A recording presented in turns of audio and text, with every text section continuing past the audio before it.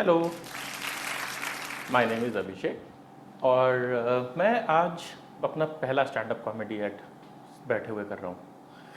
तो मैंने एक टॉपिक पकड़ा हुआ है विच इज़ कॉल्ड मॉम्स। मैं आज उनके बारे में बात करूँगा and there is a reason. Mom is the only creature who is closest to you, who takes care of you the most and she is the only one जो सबसे ज़्यादा आपके दिमाग की दही करते हैं। आप इमेजिन करो, अगर आपके पास आपकी वाइफ है, वो आपके दिमाग की दही करे अपने लॉजिक के साथ में, आप उसके साथ बहस करोगे या तो वो सुन लेगी, आपसे लड़ाई लड़ेगी, उसके बाद में आप शांति से चुपचाप बैठ जाओगे। आपके फ्रेंड्स के साथ तो आइडियल होता है, अगर कोई दिमाग की दही करे तो आप उससे बोलेंगे इधर आ, वो जब आएगा कहेगा तेरी बात सुन के मेरे दिमाग में एक चीज़ आई, पूछेंगे क्या तू और उसके बाद में आप आगे बढ़ जाओगे, राइट। बट मॉम्स के साथ में ये है कि आप उन्हें कुछ बोल दो, उनसे बता दो कि मम्मी ये नहीं होता है ऐसे, उन्हें इन सब चीज़ों से कोई मतलब नहीं होता है। उनका काम है कि उन्होंने आज कुछ ज्ञान लिया है और वो आपको पास करना है।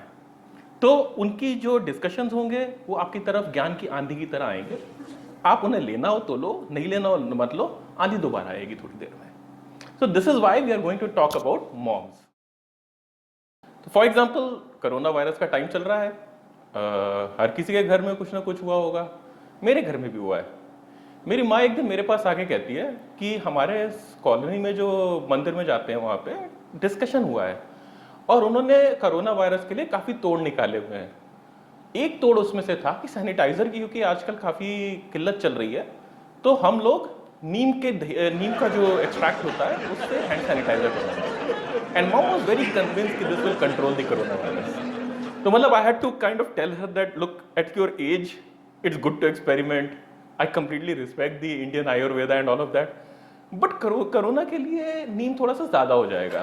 And it took like kind of bit of convincing for her to say that okay ठीक है, मैं नीम के सैनिटाइजर से हाथ धो करके बाकी सारे काम नहीं करूँगी। So this is something which you can imagine mom's logic. You really can't argue about them, but anyways you have to live with them and then carry on. Another one, हमारे यहाँ पे एक इंटरेस्टिंग चीज होती है। I don't know how many of parents go through this and this by the way is applicable to both my dad and mom. तो जैसे हमारे यहाँ बीच में एक दिन हम दवाइयों को देख रहे थे जो पुरानी है, tablets and all. So we are saying that anything which is closer to expiry, अगर कोई यूसेज है तो ठीक, नहीं तो फेंक दो। अब उसमें से एक नवलजीन की गोली है। For the people who don't know, Novalgin की गोली आप खाते हैं अपने सर दर्द के लिए, और या अगर हल्का सा माइल्ड फीवर वगैरह है तो। अब एक्सपायरी डेट आने वाली थी, तो मेरे पापा और मम्मी दोनों के दोनों तो मेरे पीछे पड़ गए कि दवाई फेंकनी तो होती नहीं है, तो भाई उसको अपने पास रखनी है। तो 2 दिन बाद मैंने पूछा कि क्या किया आपने उस दवाई का, तो कहते हैं हमने खा ली। मैंने पूछा आपको सर दर्द तो था नहीं? तो कहते हैं नहीं नहीं सर दर्द नहीं था, पेट दर्द था। This is again another logic of mom and dad. अगर कोई चीज फेंकने वाली है तो उसको खा पी के खत्म करो, चाहे उससे कोई भला हो तुम्हारा या ना हो। इवन मतलब thankfully it's not such a strong medicine कि आपको हॉस्पिटल लेके जाना पड़े, मगर आप उसके वजह से 1000 रुपए एक्स्ट्रा डॉक्टर को देके चले आओ कि एलर्जी हो गई है, मगर साहब खा के तो खत्म करनी है, फेंक नहीं सकते उसे। ठीक, now this is another one. Now coming on to the third one, my mom is also kind of an expert of her own. मतलब MBBS डिग्री नहीं है, BA इन संस्कृत है वो, मगर उनको लगता है कि उनके पास ओपिनियन हर चीज के लिए। नॉट दैट कि बाकी इंडियंस को नहीं लगता है, मगर मेरी मॉम को थोड़ा ज्यादा लगता है। तो अब जैसे एक दिन उनको कुछ प्रॉब्लम थी, हम डॉक्टर के पास लेके गए, तो अब हमारी मम्मी अपना प्रॉब्लम, सिम्टम और सॉल्यूशन तीनों डॉक्टर को बता रही है। डॉक्टर थोड़ी देर तक तो सुनता रहा, जैसे हमारा दिमाग का दही होता है वैसे शायद वो थोड़ा ज्यादा पेशेंट रहा क्योंकि उसे पैसे मिल रहे थे सुनने के उस समय, तो थोड़ी देर तक तो सुनता रहा।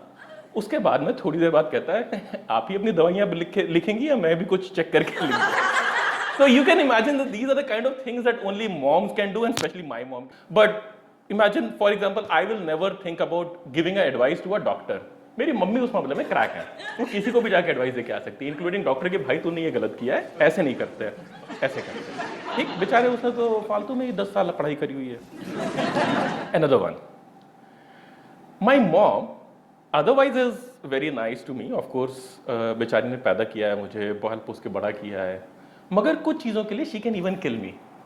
And one of them is कि अगर उन्होंने मुझे एक डब्बा दिया है और उस डब्बे में मैं वापस लेके नहीं आया हूँ, तो for example I went for a tour. Now normal आदत है कि बेटा कुछ खाने के लिए ले जाओ साथ में, ठीक भाई बांध दो, बांधने के बाद में डब्बा दिया जाएगा। अब डब्बा आपसे वापस आते समय पूछा भी जाएगा कि डब्बा आया कि नहीं आया। आप बोलेंगे ऑफ कोर्स मैं छोड़ के आ गया हूँ, हु टेक्स डब्बा बैक यार, मतलब एक रेस्टोरेंट पे जाकर के तुमने खाना खाया था, उसका खाना उसने तुम्हें पैक करके उस डब्बे में दिया था, तुम 4 बार बोल चुके हो मम्मी इतना रिसाइकल मत करो इससे खराब होता है, बट नहीं सुनना भी नहीं है, तो मैंने चुपचाप उसे छोड़ के आ गया हूँ। अब मम्मी उसके बाद में सेंटिंग है इस बात को लेकर के कि लड़का वापस आ गया, इससे खुशी नहीं है, डब्बा लेके नहीं आया, इस बात से दुख बहुत है उन्हें। तो बैठी हुई आराम से, फिर अगली बार शुरू हुआ डिस्कशन, तो मैंने उनसे बोला कि यार देखो इतना टेंशन मत लिया करो, मैं एक काम करता हूँ, मैं 10 डब्बे आपको सदर बाजार जाके खरीद करके लाके दे देता हूँ, सस्ते भी होंगे, 10 डब्बे होंगे, मैं छोड़ करके भी आऊंगा तो कोई प्रॉब्लम नहीं है। बट नहीं, मम्मियों को खरीदा हुआ डब्बा नहीं चाहिए होता है, फ्री का डब्बा चाहिए होता है। क्यों भाई? क्योंकि वही एक मात्र डब्बा है जो कि एलिजिबल भी होता है वापस आने के लिए, and that has value for money. The one that you purchase has no value, how will they be so senti about it? तो भाई शुरू हुआ, ज्ञान चलता रहा काफी दिनों तक। मैंने जितने डब्बे थे शायद उनके पास कलेक्शन में, मैंने उनका काफी हद तक कलेक्शन खत्म कर दिया, क्योंकि मैं ट्रैवल भी काफी ऑफन करता हूँ। तो थोड़े समय बाद में मेरी मम्मी ने एक और ज्ञान देना शुरू किया। तो जैसे अगर हम और मेरी वाइफ साथ में बैठ करके कहीं पे उनके घर में कुछ खा रहे होंगे, तो सर्दियों के दिन थे, हम लोग क्या सर्दियों में हलवा बनता है मेवे का, तो उन्होंने डिक्लेयर किया कि हमने हलवा बनाया है। हमने कहा अच्छा दे दो। कहती है नहीं, डब्बा अपने घर से लाओगे तो हलवा मिलेगा। तो यू कैन इमेजिन कि भाई बाकी सारी चीजें सही है, माँ ने बड़े प्यार से हलवा बनाया हुआ है, बट चूंकि लड़का ध्यान से डब्बे नहीं वापस लेकर आता है, तो हलवा उसे तब मिलेगा जब डब्बा लेकर आएगा। So this is another great thing about moms. Now the last two, of course, I also this is my first time. Why should I kill you with such a long one? Anyways, अगर तुम्हें पसंद नहीं आएगा तो तुम तो switch off करने वाली हो, राइट? तो next one for my mom, she is a foodie. तो उनको अगर कहीं बाहर जाना होगा तो उनका फेवरेट पिज्जा है, bye the way, pizza and pasta. वो अलग बात है कि पास्ता होना मसाले के साथ चाहिए, अगर तुमने इटालियन भी दे दिया तो उनको चमकता नहीं है ज़्यादा। तो अगर तुम जैसे for example once we went to a restaurant, there was something which was considered to be the best Italian restaurant in Gurgaon, तो मैं अपने घर वालों को लेकर के गया वहाँ पे उनके फेवरेट पिज्जा और पास्ता खिलाने, और भाई मतलब बिल मुझे पता है कितना ज़्यादा था, और मम्मी हमारी कंपेयर कर रही थी डोमिनोज से, कहती है बेटा बहुत बढ़िया था, बट अब इतना खर्चा होने के बाद में उनको भी लग रहा था कि बुरा तो कैसे ही क्या ही बोले, तो बेचारी जैसे तैसे बोली हाँ ठीक था।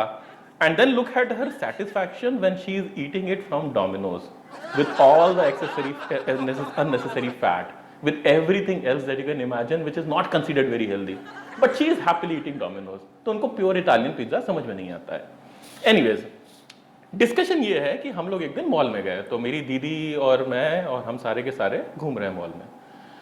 अब भाई छोटे बच्चों का तो समझ में आता है, तो दीदी की बेटी डोमिनोज के सामने आके थोड़ी सी मछली कि मुझे पिज्जा खाना है, हमारी मम्मी का भी पैर फिसल गया। अब सीधे तो बोल नहीं पा रही थी क्योंकि अभी भी खाना खा के निकले थोड़ी देर पहले ही, तो कहती है हम बहुत थक गए हैं। तो पूछा गया अच्छा भाई क्या करेंगी? एक काम करो तुम लोग आगे बैठो, हम ये डोमिनोज के पास बैठ जाते हैं।